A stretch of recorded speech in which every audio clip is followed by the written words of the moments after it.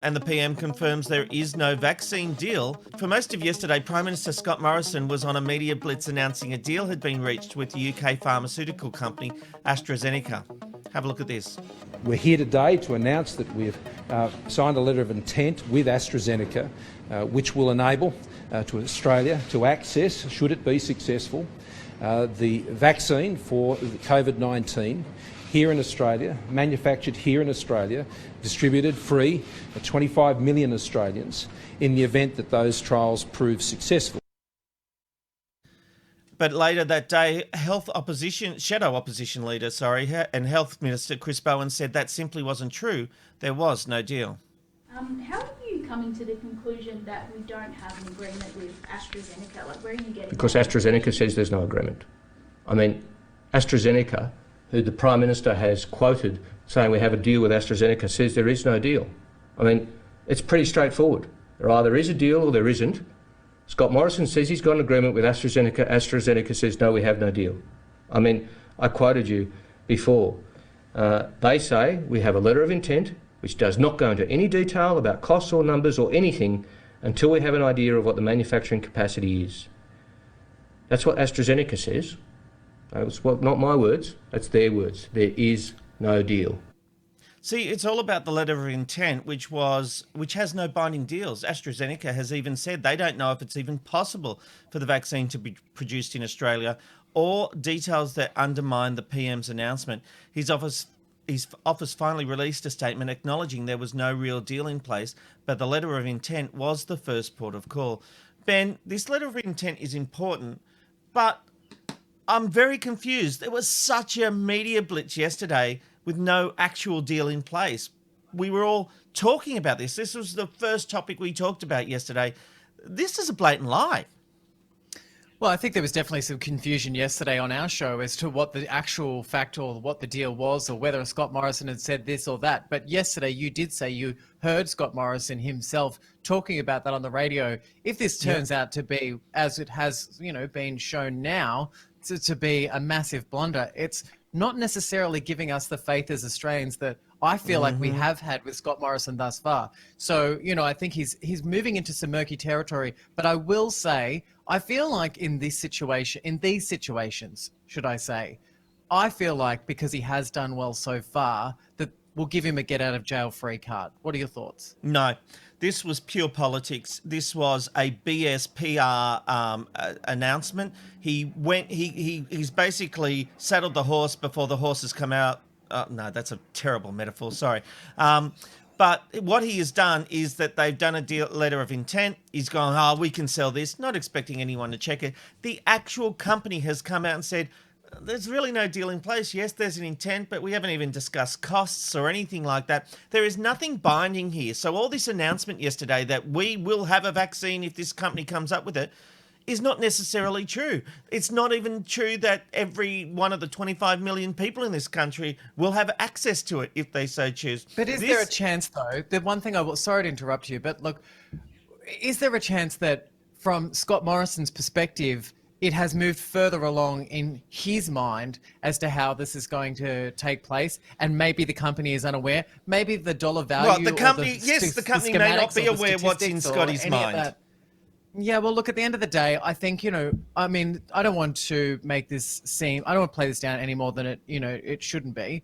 But, like sometimes in my life, when I think something and I sort of play it out in my head, I sort of move further down the line than it really is. And I think that happens to a lot of people. Could this just be the case? He's the Prime Minister of the country. He organised a series of media interviews yesterday. Like, this was a triumph for the government that they were sprouting. If there is a backlash, it definitely has to come on him. Don't go announcing things before they're ready to be announced. This was a desperation to have a story of the day in the media, which he got. It was absolutely the story of the day. That's your opinion, though. That's not necessarily what happened. But it was actually deflecting from age. But you're presenting that as a fact. You're like, it is a fact. No, that was the story of the day. Ben, politics works that each party, the opposition, the government, they all plan a story of the day. This is what we're going to aim. This is our intent for the media to pick up today.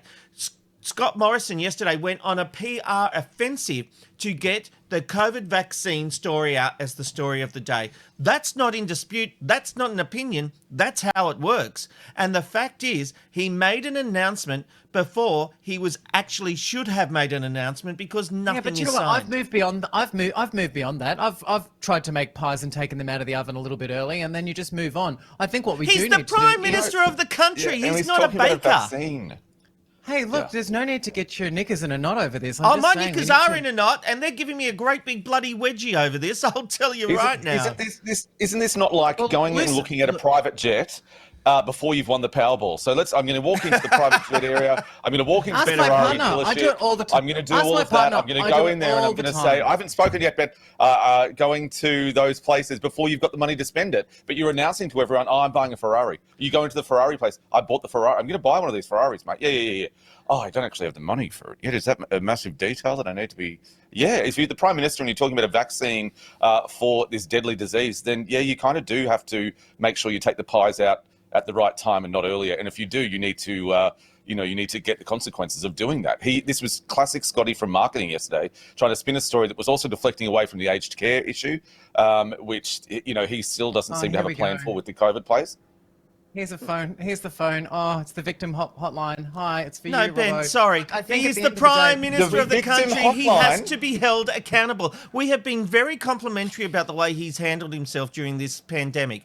But yesterday was a complete and blatant lie to the electorate. And remember what I said to you? This is why people won't get the vaccine when it comes out. This is why people don't trust our politicians when they say stay indoors, because they're full of shit. That is it. We can't trust our politicians. Working things out. I think they're still working things out. I think they're still But trying you to work out. can't say that you've got an agreement in place when there's no agreement. They're trying to work out what's the right thing for the Australian public. I think they really are. I think The right they have thing our is best interests truth. at heart. I think that this was a mistake, and I think mistakes. This get was made not by a mistake. This They was a lied. lie. They don't have any of those things in place. I But he think that said they he did. look. I've stated my case with this, and I honestly think that they have our best interest at heart. I think they overcooked this. I think it came out too early, and I think an apology should be made. And then I think we should move on to the real issue, and we should try and find out whether or not it's going to be mandatory or not mandatory. I think we should move on to the next stage. Like I think Mate, Can I just say, not only is this overcooked, it is burnt to a crisp. But here's the thing. I do believe that our politicians should be held accountable if they lie to us. We are in a pandemic where we need to trust what we're hearing. The PM blatantly chose to mislead the electorate yesterday. Now, yes, they can come out and say, oh, yes, but we have a document of understanding. It's not the same as an agreement in place. He guaranteed that if this company got this vaccine, Australia would have 25 million vials of the vaccine to give to our people. We now know that's not the case. It was a lie. Rob, he is the Prime Minister of the country, and even if he's been misinformed, the buck has to stop with him. Pure and simple. The massive thing is, he also said that the vaccine was going to be produced in Australia. The company that is potentially going to do that has even said, we don't know if we even have the capacity or, the idea that we could do that here. But that was another thing that he came out and said, we will make it here. Will we? That's not also what we're being told. I think the wheels. Look, the wheels are in my. I mean, I can't believe this. I'm here defending the bloody Liberals. I mean, I don't know what's happening. Hell froze over, I guess. But I just want to say that we're just trying to do the right thing. I think they are trying to do the right. I think we're just trying to get through something, and I think we have to be a little bit more forgiving. And I think we don't necessarily need to go through all of the fine print every day and No, pull the wool over Ben, the Ben, coals. there's a difference between you fine do. print here. I'm sorry, Ben. There is a huge difference between fine print and the blatant lie we copped yesterday. I'm sorry, Ben. It's not just to sweep it under the carpet. And I have given a lot of ground to a lot of politicians because I agree we are in uncharted territory and they're all trying to do their best. Yesterday was nothing but political BS and political spin.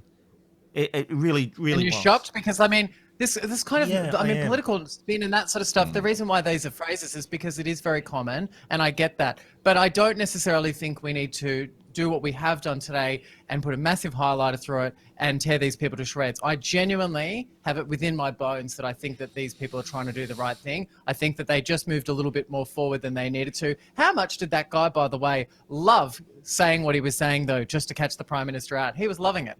I think he repeated it 3 times just to be able to make That's a his point. job. And yeah, well, I don't think you needed to say, good-o. Like, I don't think you needed to say it 3 times. I think you got your point across the first time. Oh, Ben. I reckon you'd be really happy under a dictatorship. Really, they tell you what to do, they tell you where to go, they tell you what to wear. Yeah, no, I know, but I'm not a paranoid, deluded psycho. So, like, I'm just not going to sit there and, freak out every single time someone asks me to do something. I mean, I'm not a clone or a robot. I still use my brain. I still think about things, but I'm certainly not going to, every single time that I can, and I know that someone's done the wrong thing, take them to task over it. It's just, maybe that's Look, just... I do love your optimism. I just think on Thanks. this issue, he should be taken to task. Let's I move also on. don't like pineapple on pizza. Thought I'd just throw that in there at the end. No. Sorry, Amanda. It's the Ben, Rob and Robbo, Ben, Rob and Robbo Show. Ben, Rob and Robbo Show.